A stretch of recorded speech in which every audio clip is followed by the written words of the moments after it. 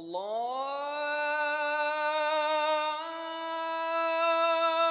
Akbar, Allahu Akbar, Allahu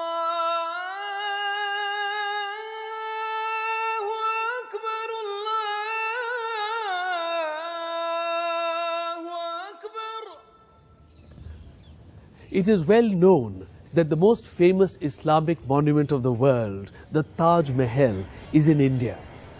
What is not equally well known is that the second oldest mosque in the world is also in India, in Kerala. In fact, India has a vast and rich architectural heritage of Islam, from Kerala in the south till Kashmir in the north, from Tripura in the east till Gujarat in the west. With the advent of Islam, Arab traders became the carriers of the new faith. Behind me here, you see the first mosque which was made in India. It was made in Kodungallur by Raja Cheruman Perumal. It was made in 629 AD, within the lifetime of the Prophet. Kayalpatnam is an ancient town on the mouth of the Tamiraperani River.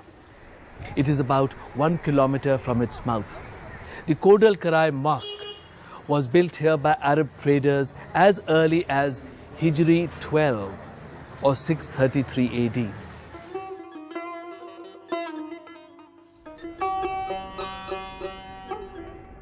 Quwwatul Islam was the first mosque built by Muslims soon after the conquest of Delhi. This mosque was built in 1193, and here every inch of the Maksura is beautifully carved. There are a number of Quranic verses also very beautifully written on this one, as if it has been written on wax.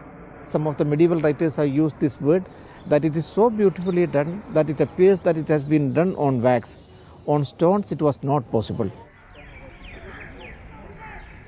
The most impressive monument in the Qutub complex is the Qutub Minar itself. It was made in the early 13th century by Qutubuddin Aibak, Sultan of Delhi. It is one of the world's tallest minarets and is 72.5 meters high.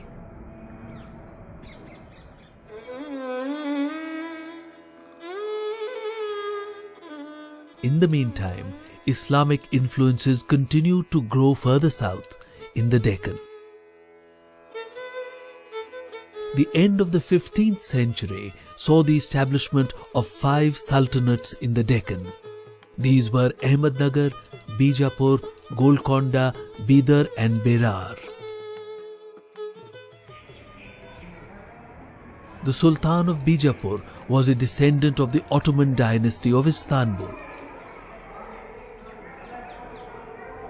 The Sultan of Golconda was a Turkman prince who had taken refuge in India.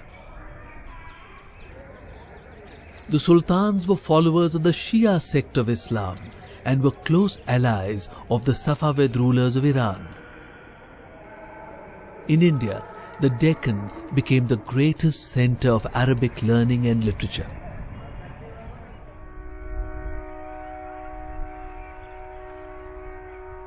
The Gol Gumbaz in Bijapur is the tomb of Sultan Muhammad Adil Shah, the successor of Sultan Ibrahim Adil Shah II. Muhammad ruled in Bijapur from 1627 to 1657 AD. This is the largest dome ever to be built in the Islamic world. It measures 37.92 meters on the inside. We have, in fact, one very remarkable example of an architectural transplant from Central Asia. This is the great madrasa of Mahmud Gawan from the 1480s in Bidar.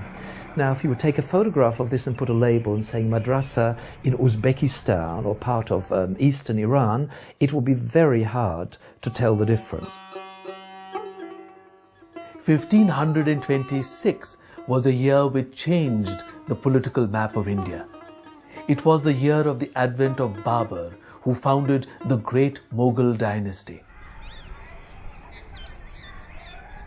The dynasty founded by Babur became one of the greatest the world had seen. They ruled a vast empire whose fame spread throughout the world. Humayun's tomb, which might be considered the first great imperial masterpiece of the new dynasty, sponsored by the 20-year-old Akbar in memory of his father, is very much related to the previous architecture of Delhi. Then we look at the design of the tomb itself, with these earlier systems, which were already well entrenched in India, like the little domed chhatris, the different coloured stonework, and we place all of those around a central dome, which is in white marble, an Indian material, not a Middle Eastern material, but the dome is bulbous. It has this sort of shape, and it's a double dome. And it's something which was brought into India from the Timurid tradition of Uzbekistan.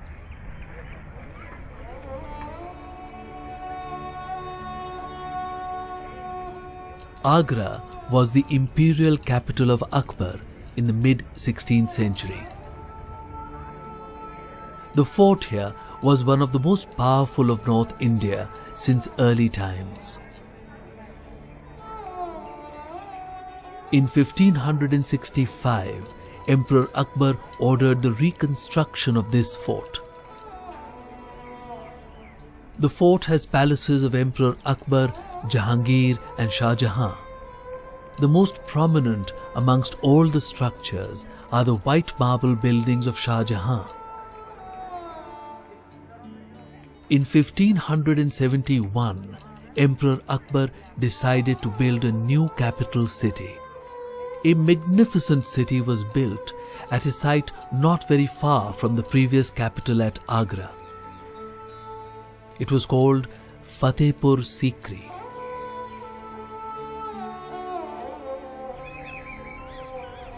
Fatehpur Sikri is one of the best ordered and symmetrically laid out cities of the entire medieval world. The world's best known tomb stands testimony to a timeless love story. The Taj Mahal was built in 1648 by the Mughal Emperor Shah Jahan in memory of his beloved wife Arjumand Banu Begum, known to the world as Mumtaz Mahal. The construction of the Taj Mahal was a stupendous engineering feat. It is built of marble and finely inlaid with semi-precious stones. 20,000 workers and master craftsmen labored for 17 years to erect this magnificent edifice. In the mid-17th century, the Mughal Emperor Shah Jahan built a new imperial capital at Delhi. He made his palace inside the great Red Fort, which he built on the banks of the Yamuna River. The Diwan-e Aam, or the Hall of Public Audience, is where the emperor would hear petitions of the common people. The Diwan-e Khas is the hall of private audience. These structures are among the glories of the Red Fort.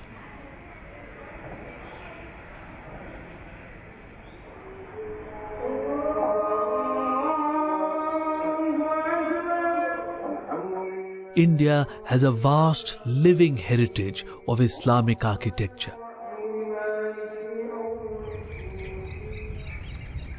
These monuments are a great treasure of India's culture, and many of them are recognized as World Heritage Monuments.